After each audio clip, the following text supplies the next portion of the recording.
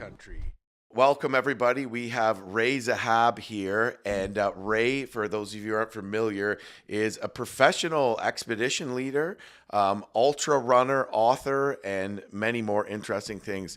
Ray, welcome to the show. Super stoked to be here, dude. Super stoked. We've been talking about it for a long time. And yeah, it's an honor to be here hanging out with you and chatting. Love it. Absolutely. It's great to have you. And oh, man, some of the stories you've already told me and some of them I've heard are fascinating. But one of the more recent ones.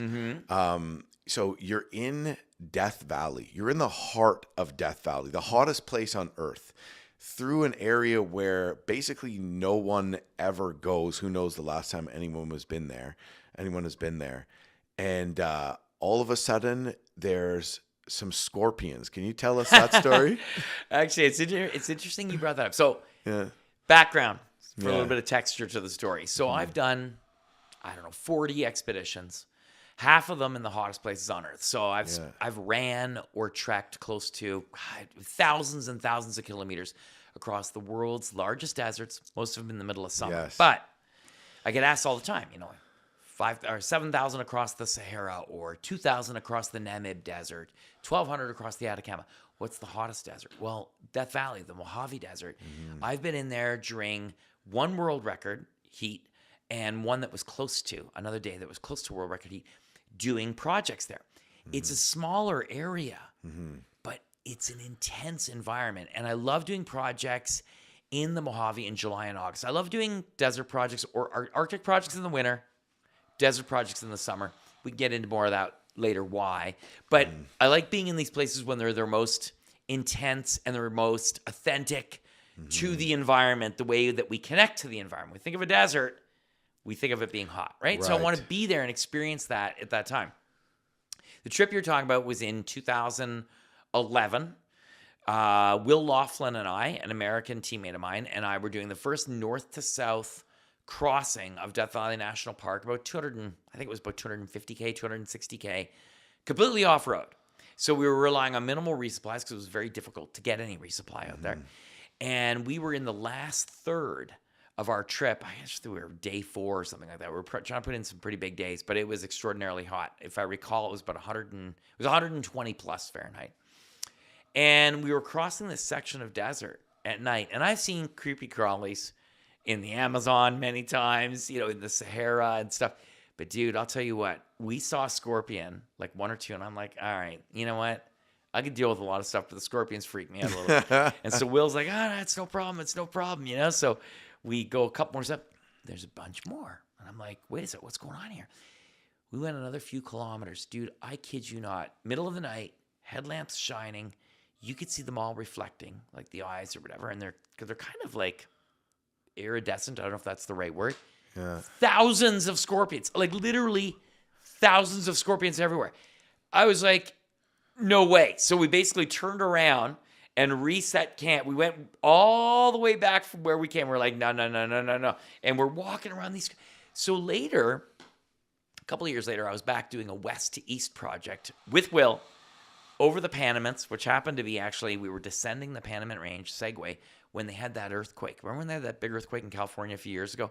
We were within dozens of kilometers from the epicenter. It was crazy. Rocks were falling everywhere. Anyhow, and we asked some of the folks there, some of the rangers, hey, this crazy thing happened a few years ago with these scorpions. Right. What do you think? And they're like, we've never heard of anything like that. So it's just one of these crazy things that happens. I don't know what to tell you. Do you think it had to do? Yeah, thousands. Like, so this is like thousands. Like, dude, they were everywhere. They were everywhere. It was a carpet. How big? How many inches long is one of these scorpions? They're like maybe.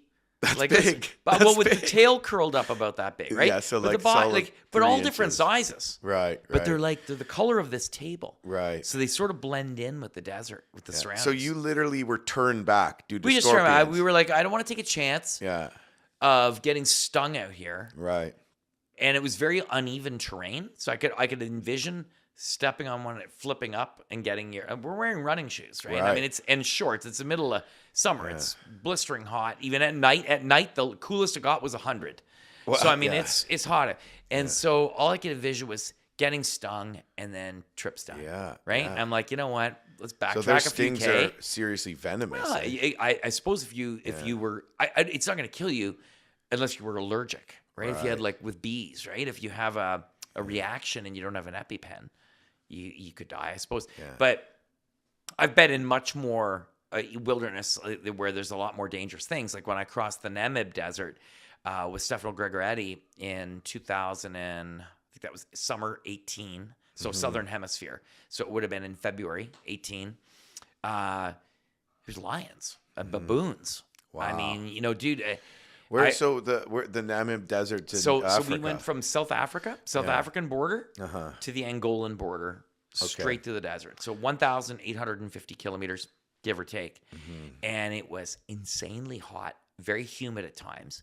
But more than, and we were supported, but as I try to do when I do my supported expeditions, minimally supported. So what I mean by that, like you and I have done Arctic projects where we're completely unsupported, where we drag absolutely everything with us. We're not going to drag a sled across the desert.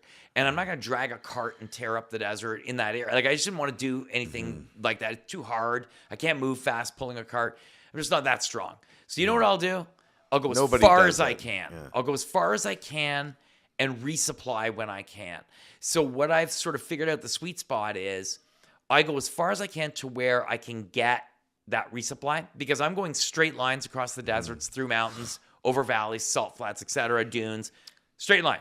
So a vehicle can't just follow me or anything like that. Like they got to go all the way around. So we predetermine the route, pre-plan the route, and I'm like, all right, I go 36K on day one, and then I'll do another 40 and meet you at camp after 76K. Oh, look, I can get a resupply 20 kilometers after I start because you guys can four-wheel drive. So you know what I'm saying? Minimal resupplies, and I can go, sweet spot is about 30 to 40K in extreme heat, 50 plus degrees Celsius. I can carry the supplies I need, and if the terrain is good, I can still run. So that's kind of my, and I'm navigating and making my way. 90% of the time, I'm completely off-road. Yeah. Arctic expedition, complete opposite. So Kamchatka, Siberia, South Pole, Canadian Arctic, all of those expeditions I've done, completely unsupported, because I'm able to go self-contained and still hustle. And because the snow in the Arctic is so hard packed that you can actually drag a lot of stuff. That's the secret, from what I understand, behind some of the, the Antarctic expeditions that go on for so long. If you were trying to haul that much in deep powder snow, it'd be very, very hard to make anywhere close to that kind of time. Well, it's a good point, dude. And, when we, I'll tell two things here. When I've done a lot of solo trips up in the Canadian Arctic, and you and I both did a similar cruise from the island of Kikik-Tarjuak across the ocean, like the frozen sea ice, and then across Baffin Island. And I did that in January 2020, soloed it, and I did it in 4.5 days, end to end.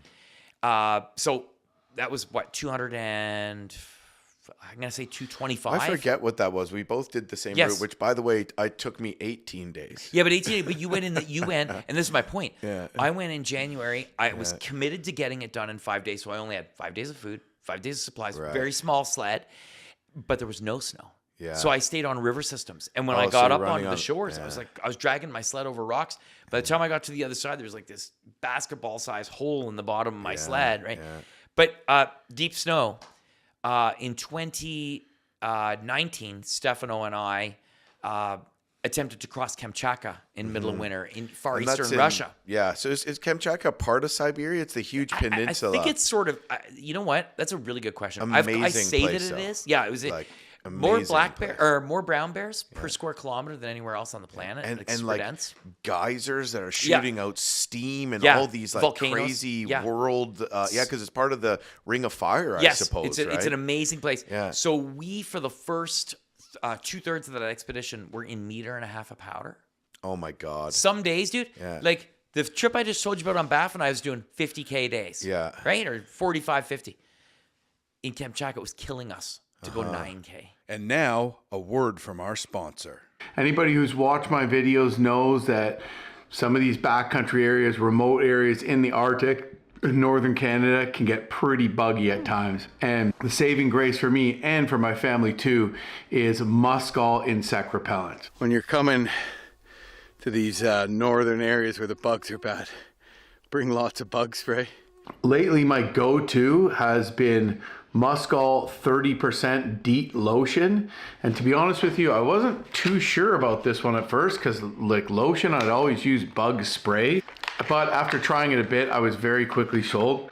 One of the things that's great about it is it can be rationed more easily. So when you're on a long trip, less of this is more. And you just squeeze a little bit out onto your finger. It's great for behind the ears, around the hairline, all those places that black flies like to get into and bite on the softer skin like that. And then on top of that, I'll bring some Muskol 25% DEET spray or Muskol 30% DEET spray. And this is typically what I'll put on my clothes, on my hat when the bugs get really bad. And then for the kids, I use Muskol Family and Kids. This is non-toxic when it's used as directed. And for our backcountry trips, I bring the Muskol Family and Kids in this pump spray bottle, which is awesome too. Muskol Family and Kids, and some 25% DEET for the adults. The black flies are bad.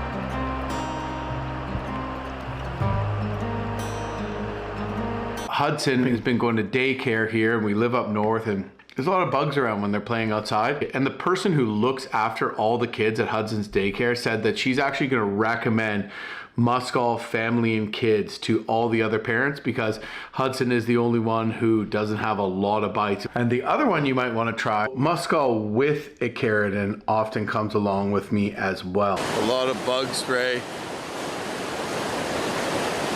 It's getting on my sunglasses, which is like almost impossible to avoid, but the DEET will like permanently smear sunglasses. Today I'm going to try something different.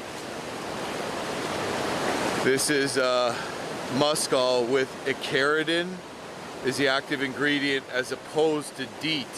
Has a little bit of a different smell too than typical Muskol bug spray or insect repellent, which to be honest with you has a nostalgic smell to me. But if you don't like it, you might want to try the Icaridin. And it has a very long period where it's actively working as well. So the active ingredient is not DEET, it's Icaridin. DEET, when it gets on your hands, it can then get on glass, it can get on plastic, and it can kind of mess it up a little bit. Like a skirt on a spinnerbait or a hula popper, it can mess that up. Well, Icaridin won't do that. It won't mess up your glasses. So it's better like that. And it's effective and even more effective on flies like deer flies. Then on top of that, who doesn't like a good mosquito coil? Tori and I use them just here on our property on the patio when we're out eating outdoors to keep the bugs down, around the fireplace and stuff like that. And oftentimes these will also wind up in my pack on a camping trip. So yeah, it's Muskol stuff. Take it from a guy who spends months a year in remote areas where the bug can be bad and who lives right in the heart of mosquito and black fly country to boot. Muskol has always worked really well for me, and it's working great for my family too, so I highly recommend it. And now back to the show. Wow. Like, I mean, it was, and that we had 30 days of food, 30 days. But I mean, so as you said, to make your point, moving in soft powder.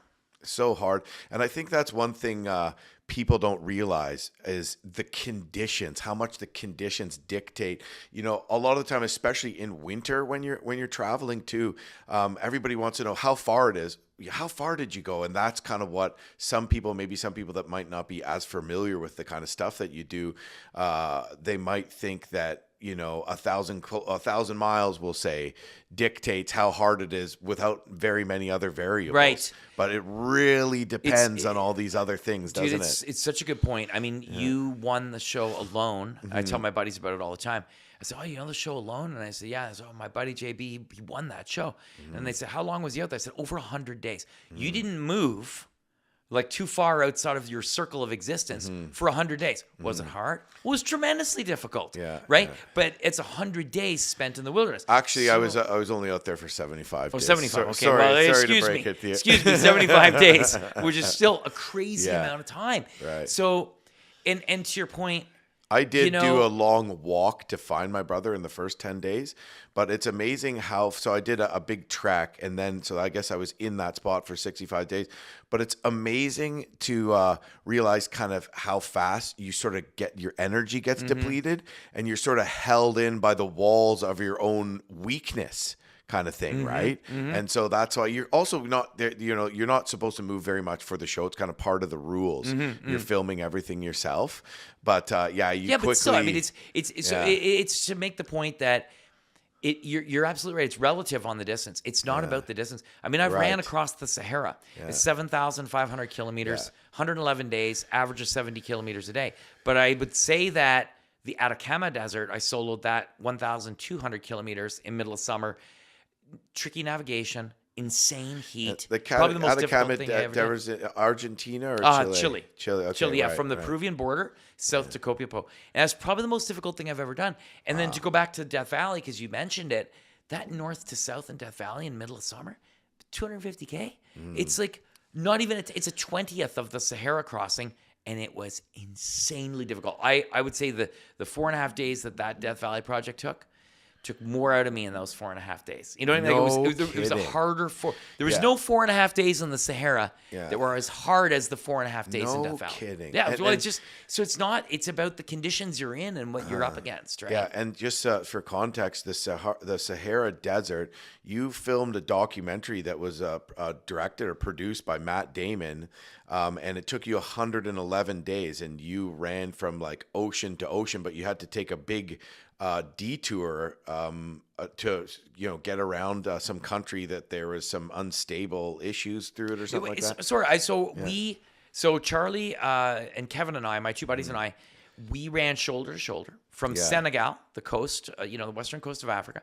We went through Senegal, Mauritania, Mali, Niger, Libya, and then Egypt. Okay. And then, so it was kind of like almost like a S shape route, as we went straight up from Niger. Actually, it's funny that you bring that up. I haven't thought about it in years, but as we headed north from Niger through Libya, we were basically just going north, and by then we were putting in big days, like 80K days, sometimes 90K days. And this, in sand sometimes you dunes. had a road to run on, Sometimes sometimes in a the gravel beginning. road, Yeah. and then sometimes you're just literally running through like the wilderness. Yeah, you're running through like sand. It's interesting though, because we were heading north, and day after day after day, 90K, not making 1 centimeter on Cairo, because you're going due north, right? And we needed to get, but that was my first expedition, and since then it's been interesting. Since then, every desert I've crossed since then has been in the middle of summer and 90% off road, because I just found in the Sahara we had no choice in some areas. In some deserts, like as we got towards Angola in the Namib, that whole area, that whole border has still got old landmines in it. So you're looking for old roads that people are using. I mean, we eventually got stopped right near the border because the roads were just destroyed. Did you see any old landmines? Was You that can't a see them danger? because they're buried. Right. So So you you just didn't don't take step any on chances. any. No, yeah. You don't take any chances, right? Yeah, wow. So it just, I mean, I don't know. It's part of the deal. Right? So what I'm hearing, and this is probably one of the reasons why we get along too, is because you like the wilderness, the nature aspect of it. You'd rather be 100%. running in a wild area that's remote. And it's also interesting because, you talk about Death Valley. Well, people know that's, fairly remote, but I think that people hear, oh, it's in California. Oh, California has, the same population as Canada, and they don't really realize how remote Death Valley actually is, because it's and any uninhabitable. of these places, you know what though, I think is interesting about that. First of all, it's the largest national park outside of the one in Alaska for the U.S. Denali or something. I don't know if it's Denali or if it's another one. Whatever. I can't remember. Yeah. Anyhow, the point is our own backyards. So you got the city of LA, 5 hours. Vegas is 3 hours from Death Valley, but it's sort of landlocked by massive mountain ranges, right? And obviously you can go visit. Anybody can go visit Death Valley, but to go into the more remote areas is very difficult. And seeing it and experiencing it is like, Tori's heading off, as you said, today to Utah. There's multiple national parks in Utah that are extraordinarily beautiful. In Canada, we have so many beautiful places. Most of our beautiful places are right outside any city. So getting out and exploring our backyard as well I live in Gatineau Park, right? Yeah. And I'm in there with my daughters all the time. and my wife, and we're exploring and checking stuff out, or I'm in there with my buddies. I trail run every day or ski every day in Gatineau Park, and it's right behind my house. So a lot of times exploration can be right in our own backyards. It doesn't have to be in these remote places. But that being said, it's been my job until this point, if you will, that I love and blessed to do, that I get to go and explore places that I've dreamed about, you know, and be in the immersed. I love the navigation. I love when I crossed the Gobi Desert over 2,000 kilometers solo, minimal resupplies again, and would have to find my way. Like, it was tricky navigation sometimes because there's features that aren't on maps, and it's very remote. And yet, though, we're interacting with an amazing and beautiful culture with people that on these expeditions. That's so part of it, and often not part of it that you don't kind of realize that's going to happen. That's like, and oftentimes my stories have more to do with like the Inuit people that I met, and that some of their stories than even those own stories that I made out there. We're always learning when we go out, and people, Indigenous peoples in particular, have more knowledge than we could ever hope to have, and can teach us so much about how we not only interact with the environment, but just, you know, how to move on the land or whatever, right? And I've made so many friends around the world that I've gone back to visit over and over again, or that have come to stay with me in Chelsea or in Quebec where I live, or, you know what it's like. You so make these cool. lifelong friends through adventure, right? Absolutely. Well, most of my adventures are in, Canada, Alaska, but you're going to all these other places, which is a whole other element in a lot of ways where, somebody like me might be like a little culture shocked even doing that, and the different languages and all that kind of stuff. But one of the things that amazes me and also scares the crap out of me in a lot of ways is that you're going to these places at the harshest time of year. And so if I could guess why you do that, because when I did the Baffin Island trek, I went in like the spring, like it's still like minus 35 with like ripping wind, but like, technically it's late winter, early spring. You're going in there in the middle of winter when it's the coldest time of year, when it's the darkest time of year. Is it because, maybe not as enjoyable on paper to some, but is it because the way I would look at that is because maybe you want to experience what the Arctic, what this place really is at its worst. To really know it, you have to be able to experience it at its worst in parentheses, because I'm sure it was still an amazing experience. It's interesting. Is that the thinking? I agree, but I would change worst with best. Do you know what I mean? Like, at its best. Okay. And what I mean by that is, and I'm not trying to be funny, but like, I've been with my buddy Billy Arnicook, Billy as well, and we've been up on snow machines, sometimes when I'm not doing like an endurance thing, like we're just hanging, and we're out on snow machines, and it'll be middle of, mid to end January, beginning of February, just, as the sun starts to crack the horizon, like it's getting a little bit higher up, and the color of the sky when it's minus 50 and the sun, it's just a certain light, and it's like this purplish hue. And every Arctic expedition that I've been on, and there's been dozens, or adventure or visits that I've had at that time of year, when I'm sharing with schools, because every one of my expeditions typically or adventures is shared with schools all over the world. We depending on the length of the expedition, if it's a longer expedition, we build a website, upload videos, not just to social, but to this website. And it gives young people an opportunity to see and feel what does the Arctic look like in winter? This is what it sounds like. This is what it feels like. This is what it looks like. Yes. And you'll have 50,000 kids who are in schools all over the world, and they're like they could be anywhere. They could be in Southern California. They could be in Montreal. They could be in Vancouver.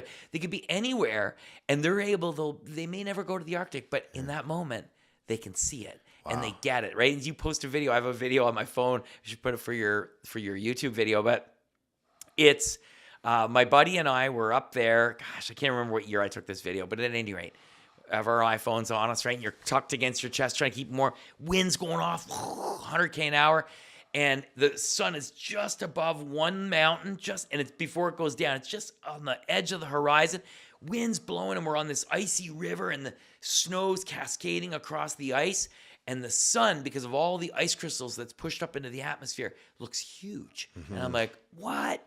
take out your phone, you hold it up, and you video the other dude out on the ice with the sun in the background, the wind's going up, 6 seconds, phone's frozen solid. But you're able to say to like a group of kids, this is what it looks like in the Arctic, 6 seconds for your phone to freeze solid, but look at how cool the sun looks. And anyhow, so it's the same for deserts. You know, I want to be in these places and learning in these places when they're, you know, I felt heat in deserts that, at times I've thought to myself, this is not a survivable temperature. Like, you know. How would you think a ginger would fare out there in Death Valley? I don't know. Let's find out. Let's go together and find out. Do you think I might burn up like a I match? think you could do anything. Yeah. Well, that would be my biggest fear.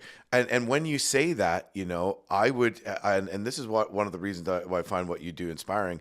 When you say that, I would think, if I didn't know you and I hadn't followed some of your adventures and some of your expeditions, I would think, well, that's not possible. But it took you literally 2 years of starting to do it. Now, you started by doing these crazy ultra, like Yukon Arctic Ultra and a bunch of other these amazing races, which you write about in your first book, Running for My Life, right? Mm-hmm. Yeah. Which I left up in the Yukon, by the way, so I have to buy another Probably copy. a good place for it. Leave it there. Yeah, right. Yeah, I read about you. I actually read, you know, I very few days before I went to the Yukon, I read part of the book where you were up there on that race. But yeah, it's the fact that you didn't even get into this. You know, you had a background in sports like equestrian competitions, all kinds of cool things, but were basically not a runner. And then 2 years into running, you run double marathons a day, back to back to back for 111 days across the Sahara Desert. It kind of Like happened what? like that. How is that possible, Ray? So listen, here's the deal. How it actually like sort of came together for me. I was when I was a kid, grew up on a farm. We had horses and all that stuff, and so we were very involved in that. Grew up in the country. You know, nearest kids were across a 25-acre hayfield if you wanted to go hang out with your buddies.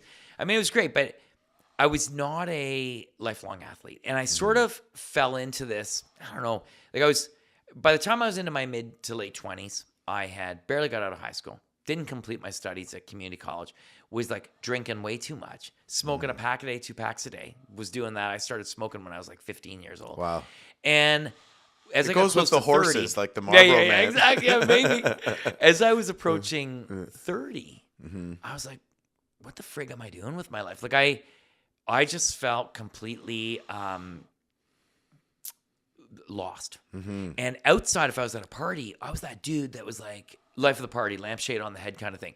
But like inside, I was very unhappy and I had no idea how I was going to survive. This is pre-social media, I mean, you know, you had to take your inspiration either from TV or something you would read. Some magazine. Magazines were a big thing then. And I have a brother who's an amazing, like your brother. And my brother is this amazing guy, younger brother, who had gone through a life transition of his own, transformation, and he became this amazing athlete. He was a mountain biker, ice climber, doing all this cool stuff. And I all of a sudden looked at him one day and I was like, that dude's inspiring. Like he's in wicked shape. He's confident. I was not confident. I was, in retrospect, you learn a lot of things about yourself. And trying to make a long story short, I decided that I would follow him and maybe my life would be different if I did the things he did. It wasn't about what he did. It was that he was doing something because I had nothing else to like hang my hat on and say, well, I'm passionate about this or that. So it took me 3 years. Hardest thing I ever did, forget all expeditions, hardest thing I ever did was quit smoking and change my life.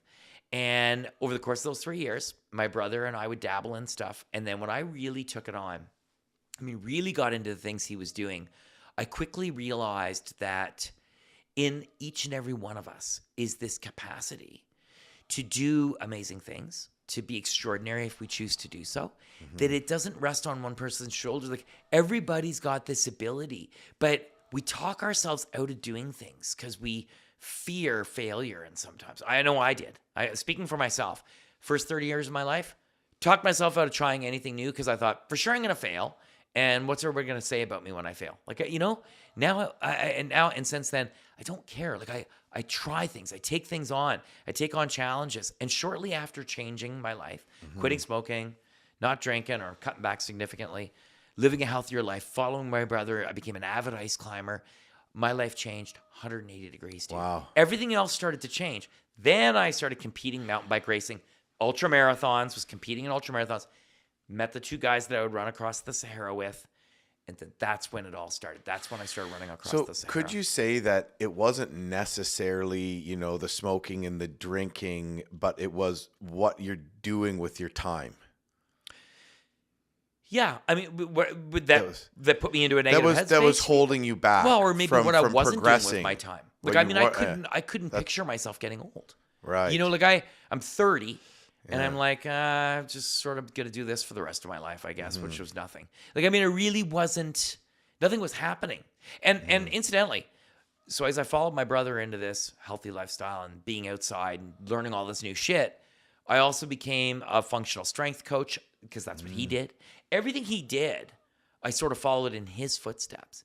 And I mean, he's gone on to be, recognized all over the world, worked with Olympic athletes, NHL hockey players, all sorts of stuff in rehab, and getting people back from injury.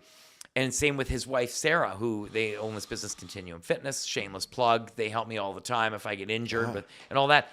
But it's been interesting, Jim, because, you know, I look back at that time and it feels like 2 days ago. It's 20 years ago, man. It's a long time. 25 years since I made that big change in my life. And now, 40 expeditions later, 20,000 kilometers later. And also, I'm at a different point in my life, which I'm sure you'll bring up, and everything's starting over again, Yes. So. Yeah. So it doesn't, looking back at it, it doesn't seem like the hardest thing. It seems like an exciting transition to do it, and it seemed like it was so worth it. But at the time, it seemed like more insurmountable than it actually turned out to be. That and I would say a little mix of, like you mentioned, the Yukon Arctic. It was my first running race, 160 kilometers. I ended up winning it after almost giving up numerous times and thinking that you had no place being there. I had no place. And as a matter of fact, when I finished the race and I realized that I'd won, I had complete imposter syndrome. I thought I must have went the wrong way. There's no way. I don't deserve to win this. It's impossible for me to have won this. I had a big engine. I had been mountain bike racing for years, but I was not a runner. Like, I wasn't a training runner. I trained to do this race in a few months. I'd never done a 10K road race. In the winter. Yeah, it was the first race I ever did. 160K. And you're self-contained, so to speak. You're dragging all your stuff across the Arctic in case anything goes wrong. You got to melt your water, all this stuff. In the Yukon, I'd never traveled that far away, to do something like that. I mean, one thing. I'd done adventure races and all that stuff, but you're changing out events to run 100 miles. I couldn't picture my feet going that far, but it taught me to never underestimate myself. And you know something? Halfway through that race, when I almost gave up, and I thought to myself, oh my God, what am I going to do? I'm going to have to go home and tell everybody, because it was just so friggin' hard, that there's no way I could get this thing done. And everybody that said you shouldn't do this, it's a told you so. And I realized in that moment, like out there in the middle of the Yukon, in the middle of the night, honestly, nobody gives a shit. It's not that they got their own lives. I was there to do my own thing, right? And I chose to do this. I put myself in this situation. I got nothing to complain about. I paid the entry. I signed up. Like, not suck it up, but yeah, it's hard. But I came here to learn something about myself. So I was like, I'm going to friggin' go 100 more meters until I can't walk. And then maybe if I push myself to the point that I cannot take another step, then maybe I'll learn what I came here for. Well, fast forward, I did that. I got up, I kept going, and then my head got into it, and then boom, boom, boom. You get so focused on stuff. And then night turns to day. I'm at the finish line. I win this thing. I have no pain in my body, no fear. Like, everything was gone. I'm like, how did that happen? Because I was so fully committed. I was so in the zone that everything else disappeared. And all that I had in me was this desperate desire to get to the finish line. And I get there, and they're like, you won. That's basically when all the pain came back in my legs. But they're like, you won. And I'm like, it's not possible. It must be that I'm last. That's why no one's here. No, they're like, you're the first one to get here. You got there so soon. They weren't expecting. You're like, hello. Like, nobody was even there. Nobody was there, so I thought everybody had left already. Like, I didn't realize. Like, and what they're like, no. And so when I finally digested the fact that I won, I thought to myself, wow, I finished this thing. When I ran underneath the finish line, not after, because the pain came back later, but how I felt then was invincible. And I thought, we underestimate ourselves, human beings, physically, mentally, emotionally. We underestimate what we're capable of, because I'm just a bozo who came out and did this thing, and I got it done, and I felt amazing. And how do I do this again? How do I Right. feel this good again? So, Jim, it wasn't like I said one day, oh, I'm going to be an ultra runner and then I'm going to be an explorer. All I wanted to know was how I did that. So how was I going to learn how to do that? Go and do a bunch more ultra marathons and try and figure it out, whatever it was that clicked in my head. And I joke from that point that running became my greatest teacher. And that led me from one thing to another. And I say, too, without a grand plan of doing this for the rest of my life, I was blissfully ignorant. I mean, that's what it was. Like, I was just doing one thing to another, and one thing because I was following my passion. I was into it. I was into it, and one thing led to another, and it opened doors, and one thing would happen, then another thing would happen. I meet these two guys. Hey, let's run across the Sahara Desert. Matt Damon hears about it. 6 degrees of separation, serendipity mixed in. He says, I'm going to make a documentary film out of it. And they make this crazy film out of the three of us that had no hope of running across the Sahara Desert, and somehow we made it together. Yeah. You know? Unbelievable. That's how it I thought started. it was a great documentary, and I remember seeing you and just hanging out with Matt Damon. Like, you just call him Matt? Like, do you have one? Well, Like, I don't even remember. Maybe he's a super nice guy. Where He's is a he? super nice guy. I can't remember. I mean, that's many years ago now. Yeah, it but he was was a while. very nice guy and very generous, and helped us get to. And he leveraged the documentary as a way to raise awareness and funding for the water crisis in North Africa. Like, they raised millions, I think. wow. I can't remember exactly, but just To build wells. very nice guy. Yeah, water projects all through North Africa. And Mohammed Iksa, who was the head expedition chief of the entire expedition team and the film crew, because the film crew, they had their own camp and we had our own camp. So they basically followed us and never interacted with us. Like, we did our thing, Charlie, Kevin, and I. And Mohammed, who I became very good friends with, he, from Niger, knows the Sahara like the back of his hand. I mean, this man is a genius and taught us so much. I learned more from that man about economics, agriculture, religion, everything that you can think of than I ever did in school. History. Wow. While you were running across the while we desert. were running across the Sahara. And Wild. he came to Chelsea and stayed with us Oh, no in Chelsea, which kidding. was amazing, and hung out. And my second daughter, Annika, is named after Mohammed Iksa. So her name is Annika Iksa. And Iksa in the Tamashek language, the Tuareg language, it actually means X. So my daughter's name is actually Annika X, which is kind of cool. And Mohammed thought it was funny. That's You know? wild. Anyway, Yeah. one of those funny things. Just But the, anyhow, the connection that you make with these people when you put yourself in these kind of situations and these like family. environments. Yeah, like Mohammed's Yeah. family. Like these, everybody I've made friendships that far transcend the friendship border and go deep into Like family. brothers, Yes. basically. Yeah. Yes, yeah. totally. All over the world. Oh, that's so cool. I have friends in Mongolia that I'm constantly in communication with. I have friends in Chile, in the Atacama Desert. I did that first crossing in 2011. I've been there 20 times since. I've guided youth with our foundation, Impossible to Possible. We can talk about that. I take kids there. We've done 2 youth expeditions. I've taken my clients there, guiding. I mean, I just back over and over seeing a lot of the same guys and building business relationships down there. So everywhere around the world, you know. And so how do you well, first of all, you went from this, ultra kind of marathon, more supported expeditions. I saw you talking about, well, yeah, I did the Sahara, but we were quite supported, like as if it's almost like now I do things more unsupported, like as if you were, not poo-pooing it, but as if you were almost taking something away in a very humble sense from it. But I do notice that you're doing not so much of the ultra marathon races, but you're doing sort of just expeditions yourself, solo with one other person. Why the transition? Well, so I the racing was great. I raced earlier in my career quite a bit.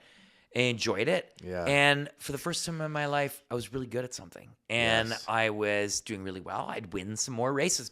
After the Yukon, I even won a few more races. And not somebody that had a background of being good in sport, No, I typical just team sports. Never did Yeah. anything growing up because I grew up in a small town, right? It was all hockey, football, that sort of thing. And that just wasn't my thing. I mean, it's embarrassing. You should see me try and catch a ball. But, but I loved mountain biking and I loved running. And as I, moved along that path, after we did running the Sahara and we reached the edge of the Red Sea, I remember thinking to myself, wow, like 7 years ago, I was smoking a pack of cigarettes a day. And here I am running shoulder to shoulder with these 2 legendary runners across the Sahara Desert. And I started running basically 3.5, 4 years before we reached the edge of the Red Sea. And I thought, there's a huge world out there. And I want to go and explore it. And I want to learn from it. And I want to learn from the people who live in these parts of the world that, remember, again, we didn't have social media. So we going to go do on a website? No, I want to go there. I want to be there. And it just sort of became something. And I decided that I wanted to be in the deserts in summer, cross them as efficiently and quickly, but while still being able to immerse myself in the environment.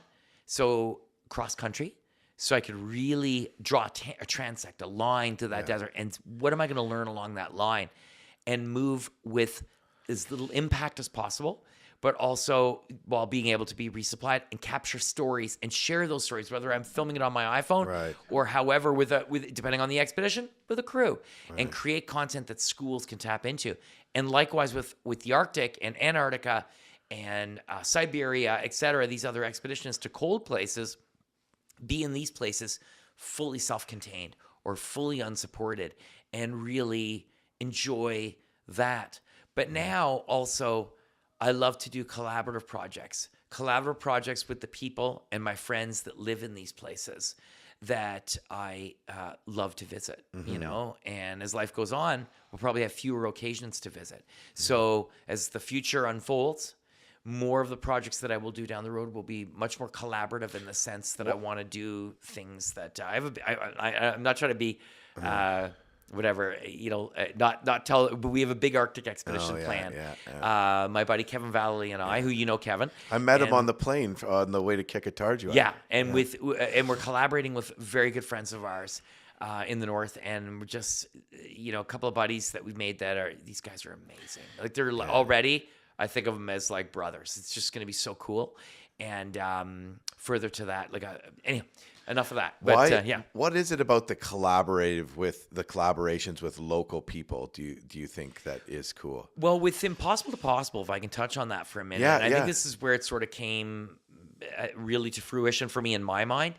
So Impossible to Possible is an organization that I and my wife Kath and my best friend Bob Cox started after we ran across the Sahara. So 2007, I met Bob, and we started coming up with this idea of taking what I learned, that experience in the Sahara, of how much you can learn on an adventure. Like, my brain opened up, like I was telling you in the Sahara. Like, I learned so much when I was there. I was like, wow, you know, bet you there's a lot of kids that are sitting in school that, and, you know, not just in school or anything, but there, you know, there's other ways of learning. There's many ways to learn. Yeah, being there, so learning about the Sahara Desert in a book compared to being there. How could you even compare those two? Not the same thing. Or learning about biodiversity while being in the Amazon, or learning about the preciousness of water while being in the Sahara.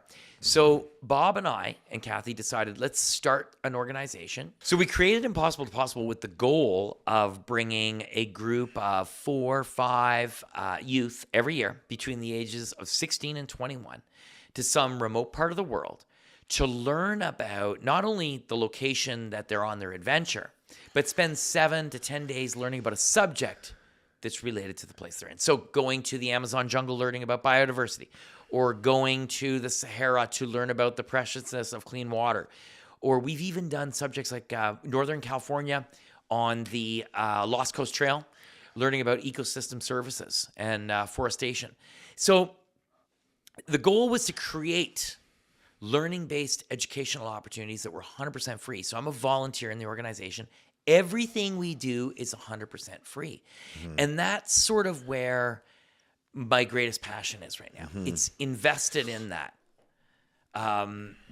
Stopping there for a sec, because I can't remember, what were we talking about before that made me talk about Impossible? Well, basically, we were talking about the Saharas. After you finished the Sahara Desert, that you decided that we wanted to start this just because of all the things that you've learned kind of inspired you. What a great way to bring this to kids. Okay. So as an extension to my own expeditions, doing the things I do, and then sharing my adventures with classrooms, Impossible to Possible is to give meaningful real life experiences for students, go on these expeditions, and then peer-to-peer, they're with students in classrooms connecting. So you got a 16-year-old talking to a 16-year-old across video conference, and they're in the middle of the Utah desert, or they're in the middle of the Atacama Desert in Chile. So, I know where I was going with this. So when we started Impossible to Possible, we always knew 100% free. But somebody's got to get paid. I mean, there's logistics, right? Right. And we said, you know what? We're going to go back to these places that we visited before on adventure. And if we procure any logistics costs associated, we're going to do it as locally as we possibly can so that we can have an impact on local economy. And so the idea was, for example, in Rajasthan, when we did an expedition in the Thar Desert.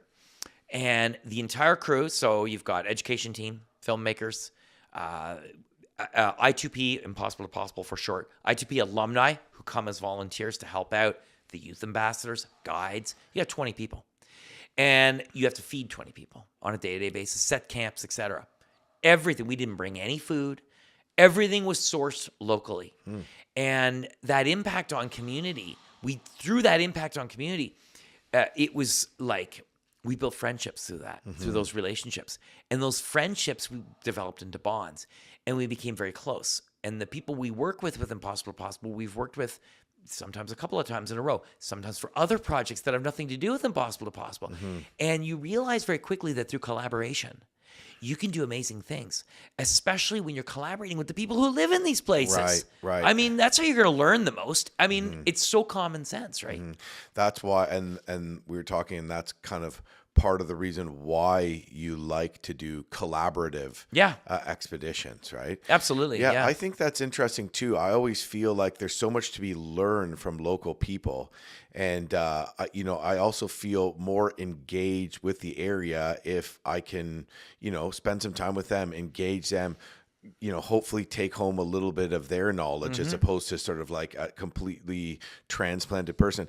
And even on just a total, very, very basic scale, I would encourage people to, let's say you're just going on a canoe trip for, 3-4 nights, hit up the local place in a small town to get food on the way back. Yeah, you know what I mean? Totally. Like that has an impact. Yeah. And when we were, for example, it's amazing how much knowledge, like when we were crossing Kamchatka, before we started the expedition, because we were 20 days in the wilderness where we basically saw no one.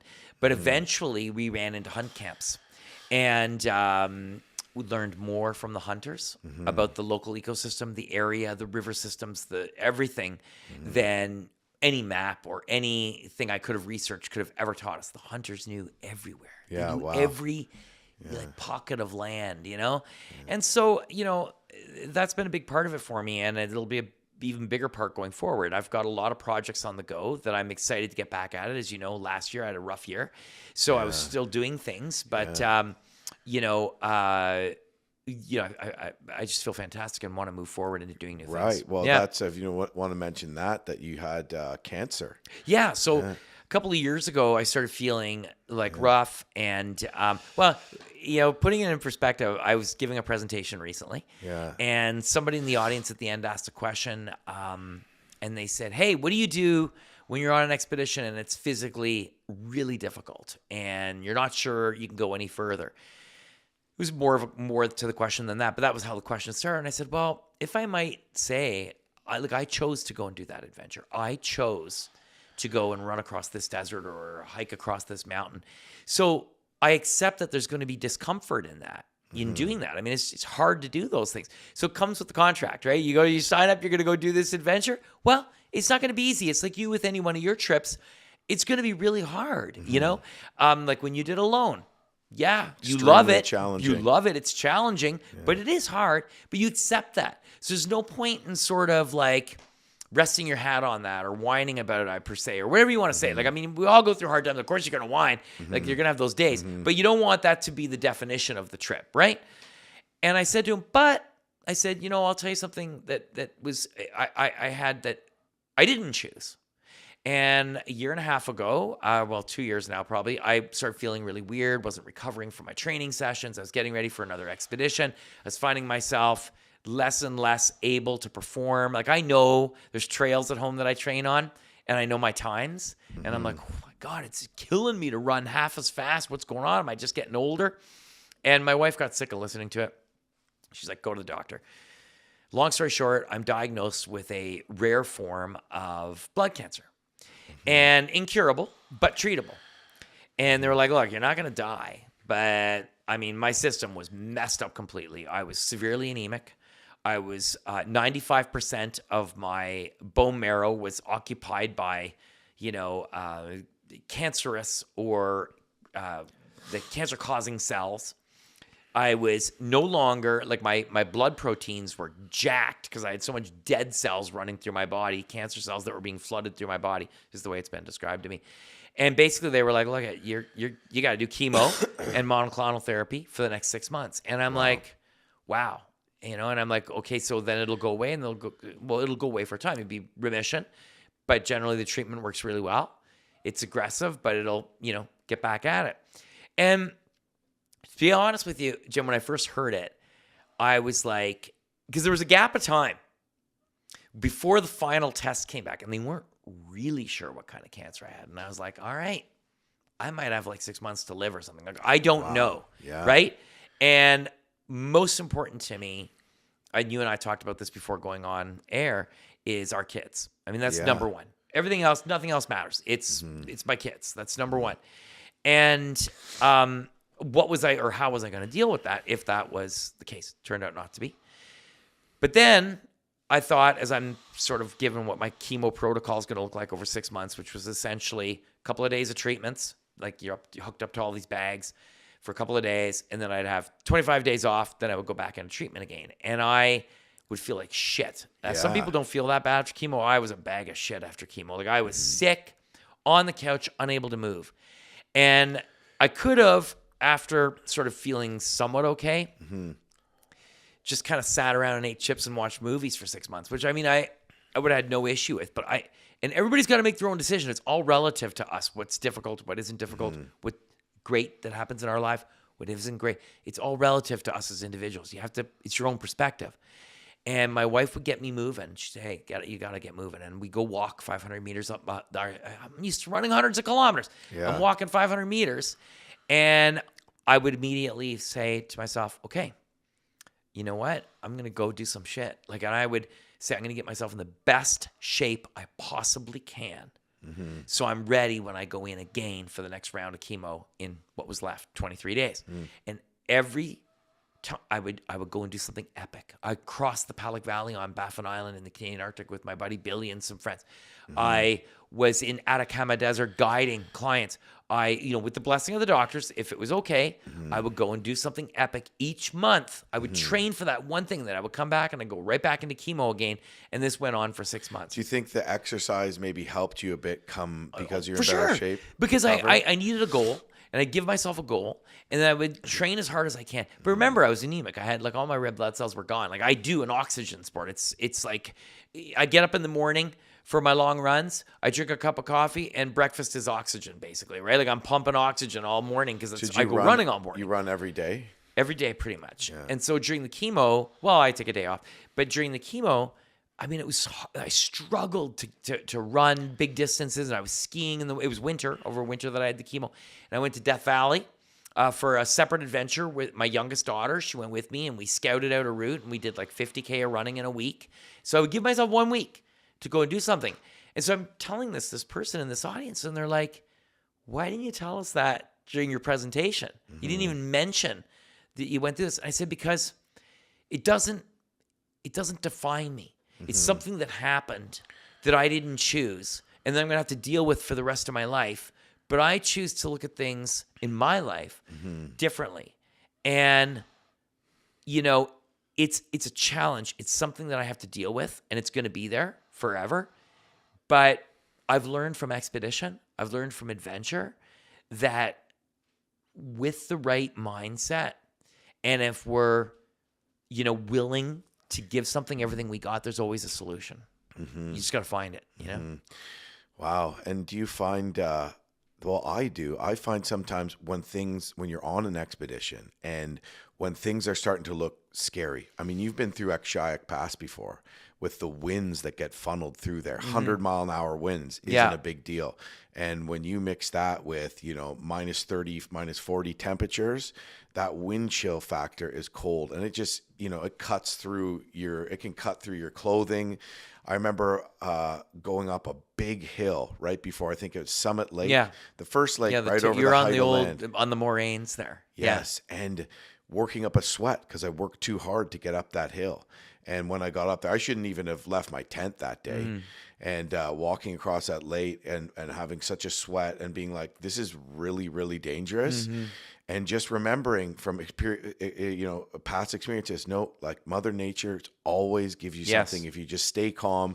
And I saw a huge sand dune with a hard packed drift behind it. And I was only going to be there for one day. Sometimes, you don't want to camp in a drift, but that's what I went behind there. There's a crosswind coming down out of off the mountains there, through the pass of an old glacial moraine there, and I built a snowblock wall, and I survived. It was on the right hand side, about halfway up. I think so. Yeah, I know exactly yeah. because I had to stop there one time too. Yeah. I've been across Baffin 11 times, and in various times of year, mostly in winter. And as you say, like I've seen some crazy in the winter. I've seen some crazy temperatures there where it's like the wind chills are insane. Like I've had my whole face frostbitten, but not because I wasn't covered. The wind going through the holes in my goggles, the little air holes in your ski goggles, through that frostbite, like it was a disaster. Yeah, and if you don't wear ski goggles, you just it just feels like a totally different world, doesn't it? Yeah. Is there anywhere that sticks out to you as being the coolest place or your favorite place, or the place that you would want to go back to, more desert, Arctic environment? Well, people, because of the last few years, post chemo last year, I said to myself, I want to do a trip that's meaningful for me. Like when I ran from Qikiqtarjuaq, the same route you did, across the ice, then over Baffin Island, nobody really knows. I mean, that's not like a thing, right? And it was like, but it was, to me, it meant a lot. And Billy Arnacook had been telling me for a long time, for years, as a matter of fact, what you ought to do one time? You ought to run from, just take your sled, go super light, commit to it, and see if you can get it done. And I finally did. And it was like one of the greatest adventures for me that I'd ever done, because it was so meaningful to me. And Death Valley, last summer after chemo, I said, I'm going to go do this north-south, but finish in a different area. This epic idea I had, something that I had done before. It was meaningful to me. I couldn't get it done because there was world record temperatures on the horizon, plus this crazy windstorm, plus I don't think I was completely recovered from chemo. So, but I'm going back this year for it. But point being, people say to me, oh, you go to Death Valley all the time. You must like it. I'm like, well, I've done trips in Death Valley like 5 times, right? Like crossings of various kinds, and then other things with groups, but 5 times. But I've crossed Baffin 11 times. Those 2 places I've probably visited the most outside of the Atacama Desert. So I'd have to say it's like Nunavut. I love being on Baffin Island. I love Qikiqtarjuaq. I love that area of the Arctic. I also love the Atacama Desert. All of it. All of it. The diversity. Didn't you find something really interesting last time you were in the Atacama? Well, I was with my family. So my family and I, my daughters and I, we went in Christmas holidays, so December 26th, we flew down, and we were there through the first week of January. Rented a 4x4 at the southern terminus of the desert, essentially. And we went north from there, and sort of northeast towards the Bolivian border in 4-wheel drive, up a riverbed, and we parked it on the side of the riverbed, set camps, and started doing all these runs and these mountain passes and everything. And on one of the passes that we were camped at one night, my wife and my youngest daughter loved to go looking for rocks and find cool rocks. They were finding some really cool rocks, and they went around a corner. And my wife, who's like, she's a sciencey person. She's environmental impact assessment. I'm not sure. She does a lot of stuff. And so I don't quite know what she does for work. She says to me and my older daughter, we were setting camp, and she said, you guys got to come and check this out. And so we went around, and she found this like area of like, it was like a charcoal kiln, but the charcoal was dung or something, right? Because there's no trees anywhere. Okay? Right. And we're surrounded by the volcanoes in Bolivia. It was incredible. There were volcanoes all on the horizon. And she found pieces of pottery all over the place. What the hell? And so we didn't want to disturb too much of it, but we're looking at it. I mean, it hadn't been disturbed in I don't know how long. And then we found some other, stones, really unique. And we left everything there. And then we were back after our trip. I was talking to buddies of mine who are experts in that area of the desert. And they said, yeah, probably thousands of years old. And probably from when, you're on a trade route, essentially, or a religious route in particular, from Bolivia into Chile and back, from the coast up through the mountains in Bolivia. And they said this probably was a stopping point. So I've seen a lot of these things. In the Sahara, I saw in the middle of the sand dunes, middle of the Sahara Desert, arrowheads. Wow. Like tons of them everywhere from when the Sahara was Not a desert. not a desert. Isn't that 10,000 years wild? old. All over the place. Yeah. Do you find that to be just kind of connecting with people that have sort of passed that way before so many years ago? Oh, for sure. Like you feel it, right? There's some places you go, and you know this. There's some places in the wilderness that you go that there's just, I don't want to say an eerie feeling, but there's almost a mystical feeling to that place. Right. You know what I mean? And I get that in the Mojave Desert. I get that when you're on Baffin. You'll know what I mean. You're going through the pass, and you immediately feel small. You just feel like the tiniest little thing because the scale of the mountains around you. You look at a mountain, you go, well, that can't be more than 2 kilometers away and 450, feet high. Isn't Mount It's- Thor like almost 3 times the height of the CN Tower? Yeah, it's like 5,000 feet, Yeah. like 2,000 meters, right? And the mountain, you're looking at it, and it's 20K away. So your scale is is all completely messed up. And that's what I love about these places that instill inside you. So to answer your question in the longest way possible, every place I've been, I would love to eventually visit again, but I find myself frequenting the Atacama, Nunavut, places in Nunavut, and Death Valley in particular, the most. Yeah, cool. I remember when I did my Ungava Peninsula crossing from Hudson Strait to Hudson Bay, I finally made it to Hudson Bay on Mosquito Bay, about 20 kilometers south of Akulavik, and it was dark, and the snow was just kind of starting to melt because it was spring at this point. And I pitched my tent there, and it wasn't quite dark when I got there, but when I woke up, I realized that I was camped in the middle of an old Inuit historical site. Oh, wow. And I was camped in, there's little stone tent rings all around me. There's stone hearths, even a piece of like a burnt stick. It looked like an old kamotik or toboggan type of sleigh. It actually had some metal in it, so it couldn't have been that old. And 2 stone caches there with marked with big black rocks that I just didn't see. And I was basically completely out of food, but there was all these low brush Arctic cranberries that have been frozen onto the plants over winter. Wow. And that's when they're the sweetest. Right? Yeah. That's when they're actually palatable just to eat, right? And so the snow had just melted, and I just sat there in the middle of this, probably 300-400-year-old campsite and just ate these, ate the last bit of food I had was some protein powder. So I just ate these cranberries until I got my skidoo pickup.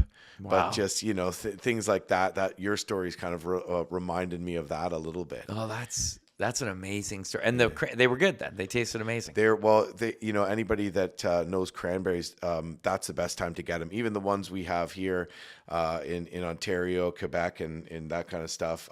They're on the longer bushes. Same thing. In the spring is the time to get them. Right after the snow melts, they kind of look sort of see-through, iridescent, almost just like ice wine, right? Okay, so they make ice wine out of grapes that have frozen onto the vine, and they're sweeter. So it's the same sort of That's super principle cool. with the cranberries. Super cool.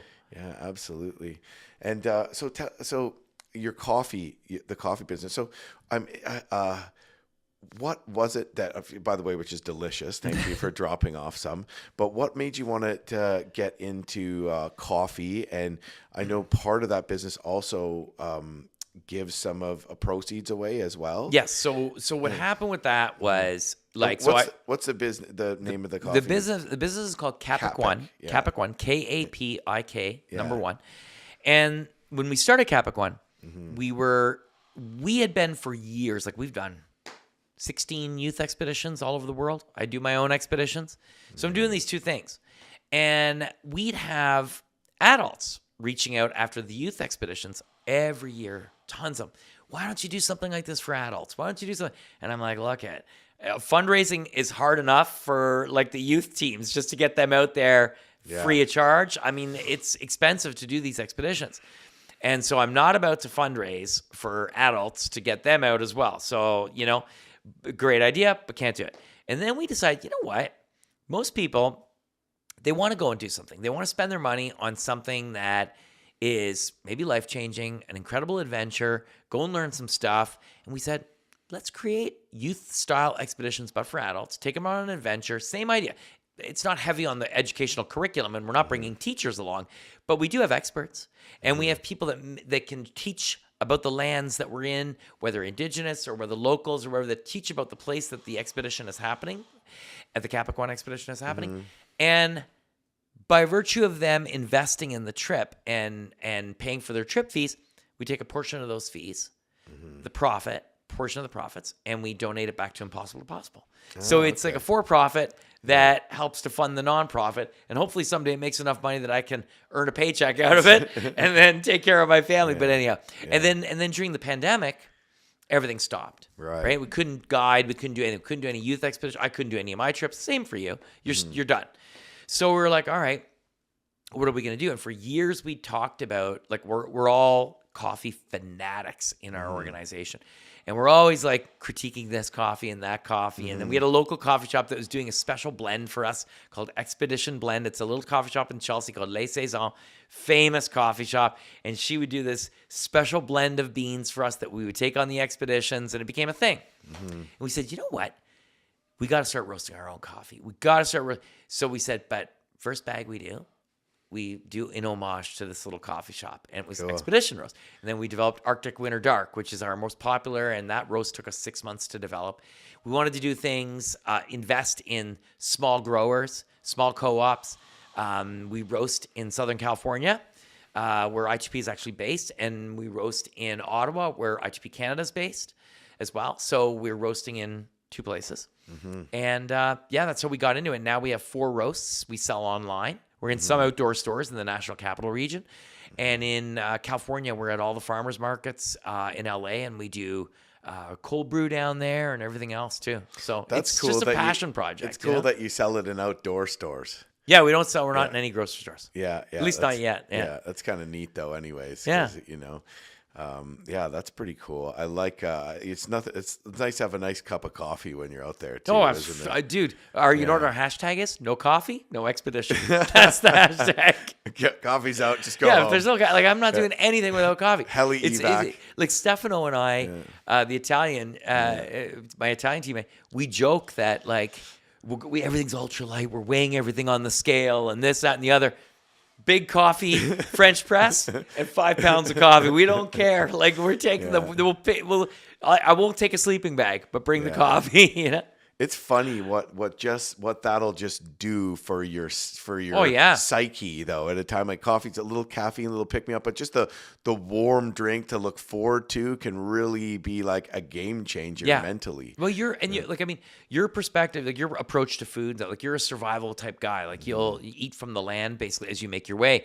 Whereas as I'm moving on the land, maybe a little bit fast and light sort of thing on some of our trips, we make our own meals. We'll pack our own meals. On my expeditions, when I'm moving, like when I'm in the desert expeditions, I, once again, try to do as much as I can locally as well. Even with some of my dehydrated stuff, I try to get local and then put stuff together and then I carry it. But at any rate, like for our coffee, we'll do like a heaping tablespoon of coconut oil in our coffee, stir it in, and that just gets us all jacked up in the morning. I do it in the mornings. I do it in the mornings, especially when I'm getting ready for an Arctic expedition when I know I'm going to have less access to carbohydrates and more access to fat because I can bring more calories. I've heard of people putting like butter in their water and stuff like that. Yeah, no, I can't do that. I can't. No, that's a thing though, isn't it? I maybe not for this kid. Yeah, I'm down with the coconut oil in my coffee. Right. I love that. Right.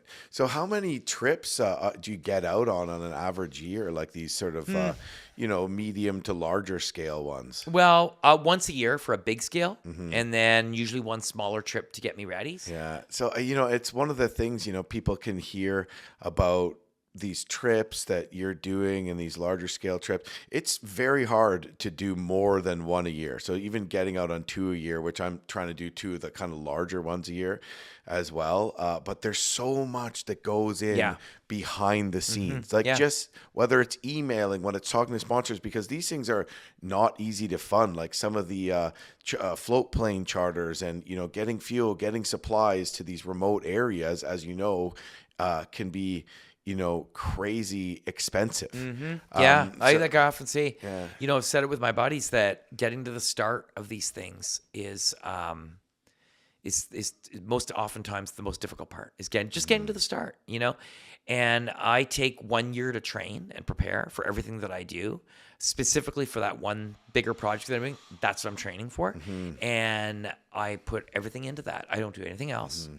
Other than, like I said, a smaller training. So type. you're prioritizing. I prioritize training, one big which thing. is also very impressive, because I find myself getting, you know, so overwhelmed. I also have like a ton of editing and stuff to do too, but I find myself getting so occupied by all that other stuff that it's hard to make sure I get out there and I get in a good enough shape. Before, so maybe I don't need to be quite as fit as the marathon type quest you do, but it's very hard to sort of piece all these things together on top of just the planning and executing of the trip. And you know what happens when, I think, you know what's been a great motivator for me is probably death. Because if you don't plan, and if you do plan, you know, these trips can be just as safe as doing a trip closer to home. It's just if something goes wrong out there, that's where the real survival skills or the survival situation could sort of come up. Do you know what I mean? I also, too, family. You got kids. You want to come home, right?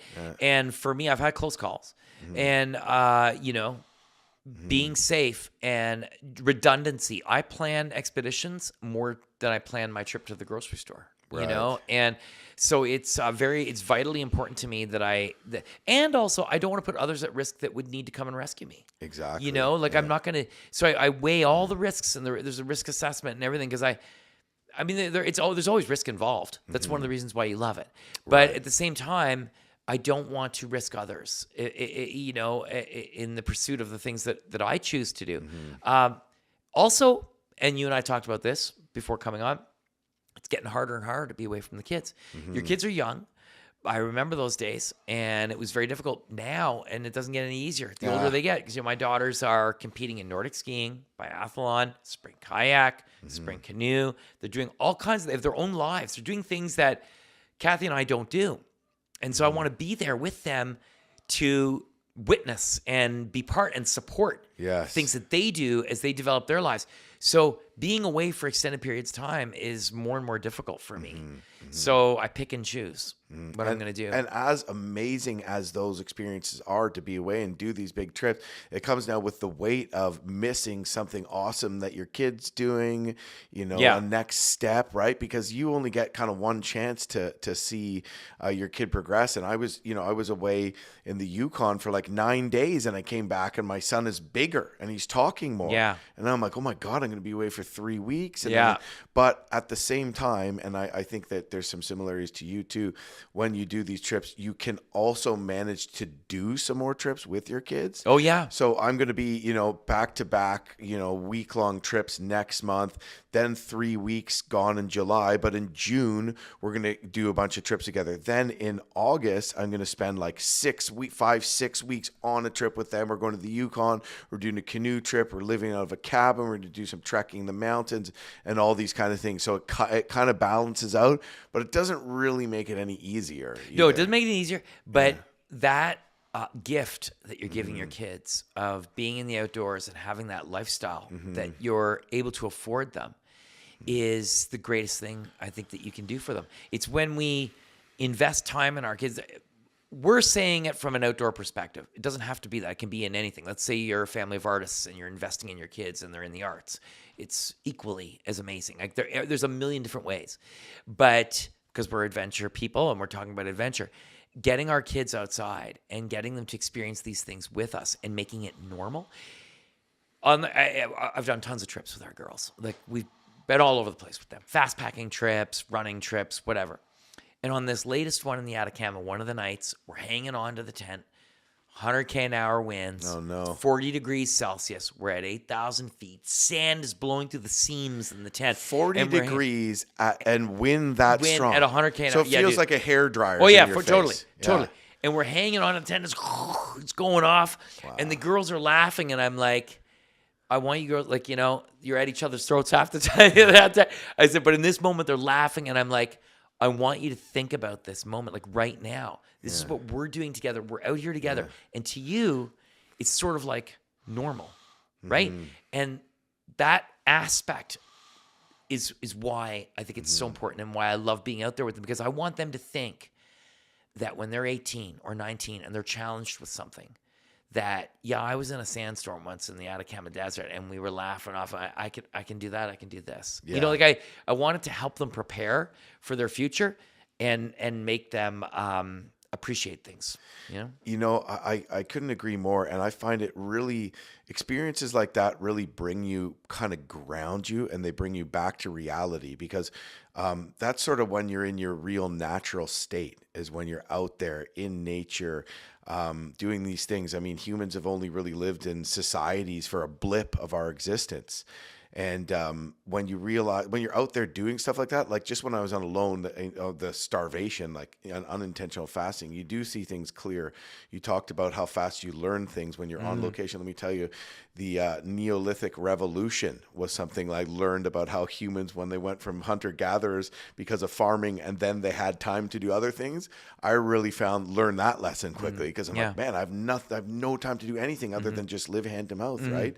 And you know, I you're giving them that experience, but you can also think back on it and be like, you can realize that all these little things that society brings on that stress us out like crazy, you can just go back to those moments and just connect with, you know, almost in a spiritual sense, with what's really real, what the real laws are, the laws of nature, and, you know, and that can just make the often stresses of life feel so much less burdening. Yeah. Would you agree I with would that? totally. I do. And I, you know, as a society in general, we've become more disconnected. In some ways, we've become more disconnected, not only from our environment, but like our near environments, our homes even, because, you know, all you got to do is walk through an airport. Look how many people are looking at their phones, right? You go at home, kids on the iPads. I mean, look at it. It's great. Technology is awesome in a lot of ways. But we also live in a society where there's a social structure that's created, fabricated through social media.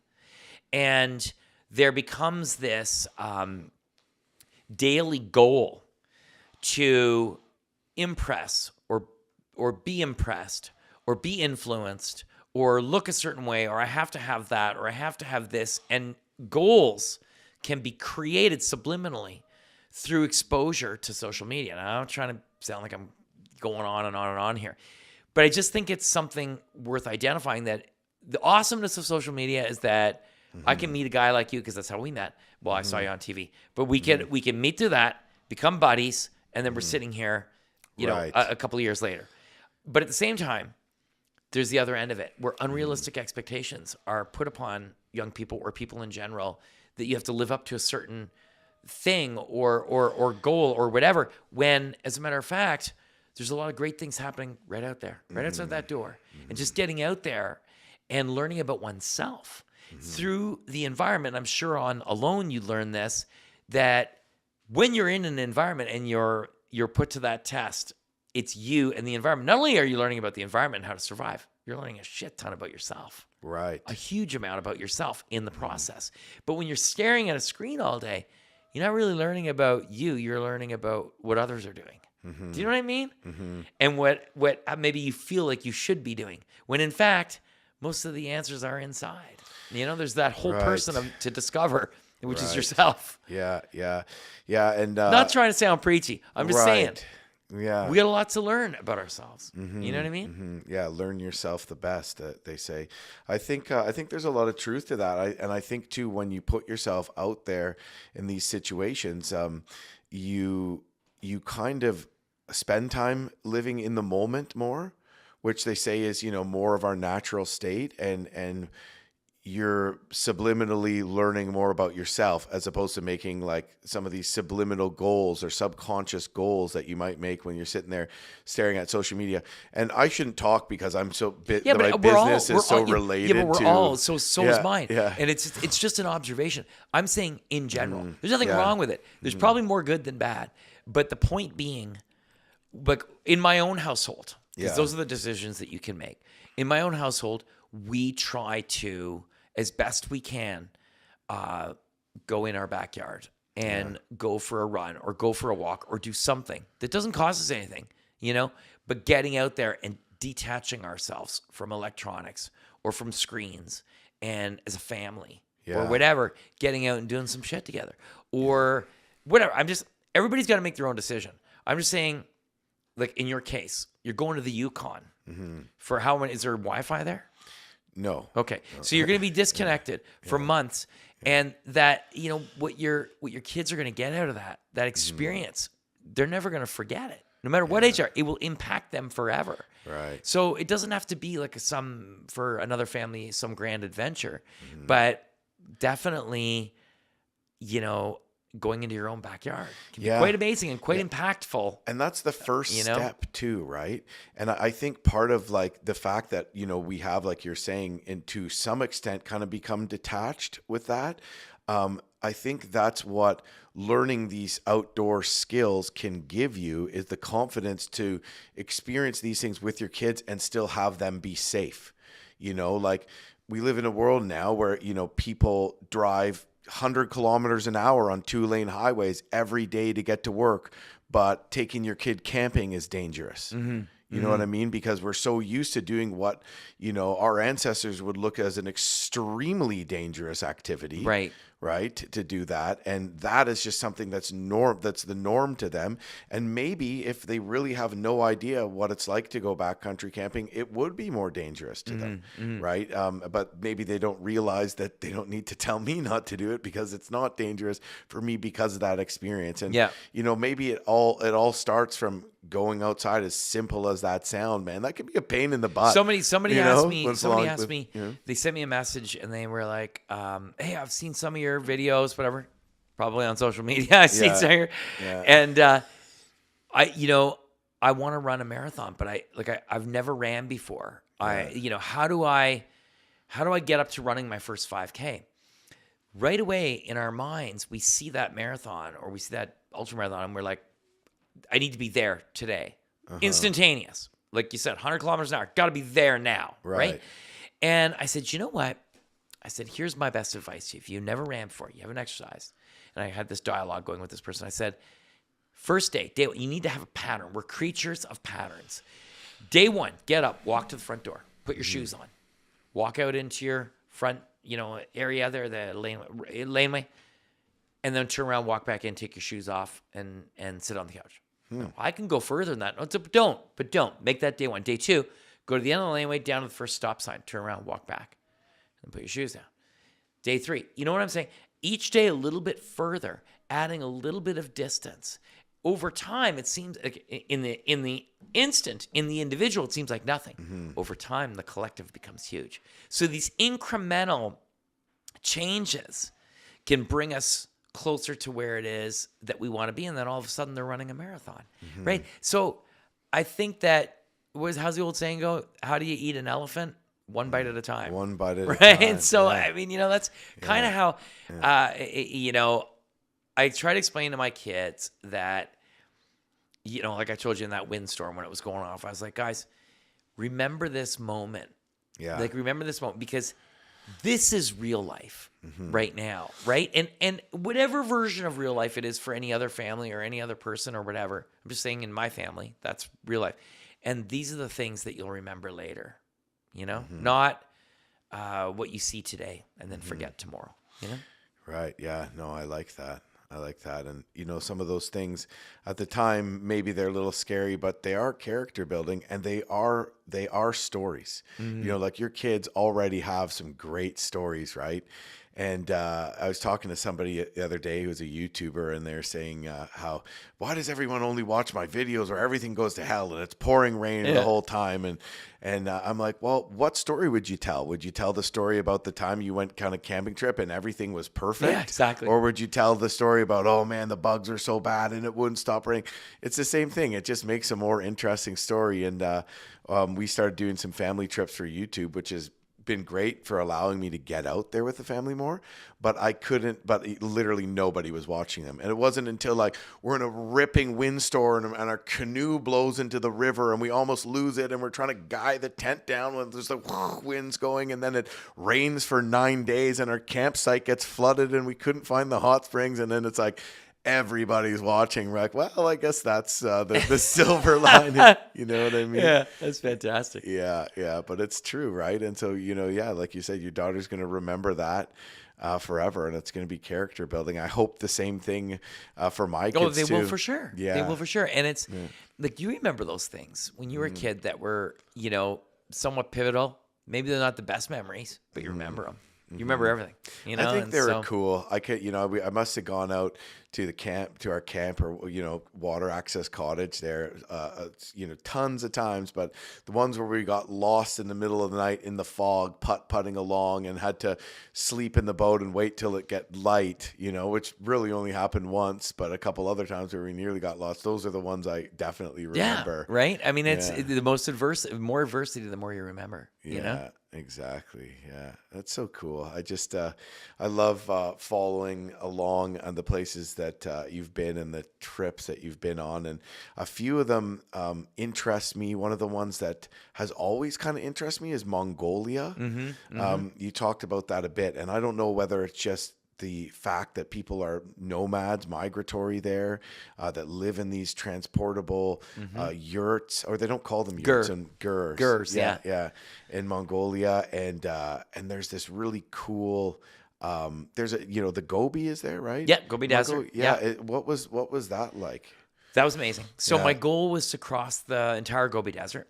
And so in pursuit of crossing the entire Gobi, I crossed most of Mongolia. It just happened to be, it was going to be logistically easier to start way up in Lake Baird in the northeastern part of Mongolia. And I went downward sort of on a banana shape across the desert. And beyond, and we could talk about, again, friends I've made there, the stories of the people I met, beyond the amazing people. The landscape is really unique. It would rain every day.